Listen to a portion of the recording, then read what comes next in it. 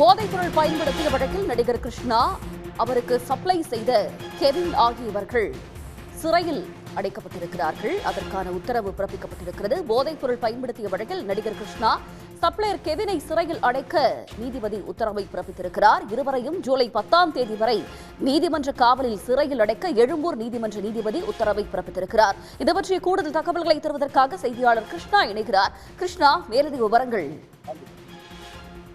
நிச்சயமாக போதைப்பொருள் பயன்படுத்திய விவகாரத்தில் ஏற்கனவே நடிகர் ஸ்ரீகாந்த் கைது செய்யப்பட்டு நீதிமன்ற காவலில் சிறையில் அடைக்கப்பட்ட நிலையில் தற்போது அதில் தொடர்பு இருப்பதாக நடிகர் கிருஷ்ணா மீதும் குற்றச்சாட்டு இருந்தது. அவரிடம் நேற்றிலிருந்து சுமார் 24 மணி நேரத்திற்கு மேலாக விசாரணை என்பது நடத்தப்பட்டு அவருக்கு சப்ளை செய்த கெவின் என்ற சப்ளையரை போலீசார் கைது செய்தார்கள்.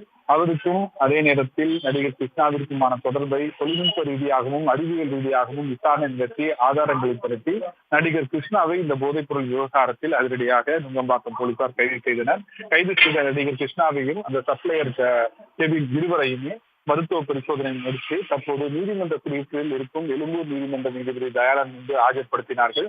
இருதரப்பிலும் இந்த வாதங்கள் என்பது முன்வைக்கப்பட்டது. குறிப்பாக காவல்துறை தரப்பில் என்ன காரணத்திற்காக நடிகர் கிருஷ்ணாவையும் கெவினையும் சிறையில் அடைப்பதற்கான காரணம் என்ன என்பது குறித்து அறிக்கையாக தாக்கல் செய்தார்கள். அதே நேரத்தில் அவர்களை சிறையில் அடைக்கக்கூடாது என்பது குறித்து நடிகர் கிருஷ்ணாவின் தரப்பிலிருந்தும் வழக்கறிஞர்கள் வாதாடினார்கள்.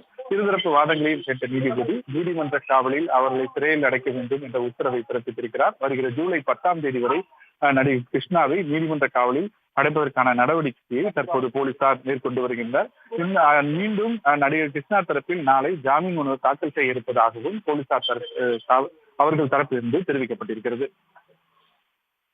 தங்களோட விவரங்களுக்கு நன்றி கிருஷ்ணா. உடனுக்குடன் செய்திகளை தெரிந்து கொள்ள சன் நியூஸ் பெல் ஐகானை கிளிக் பண்ணுங்க.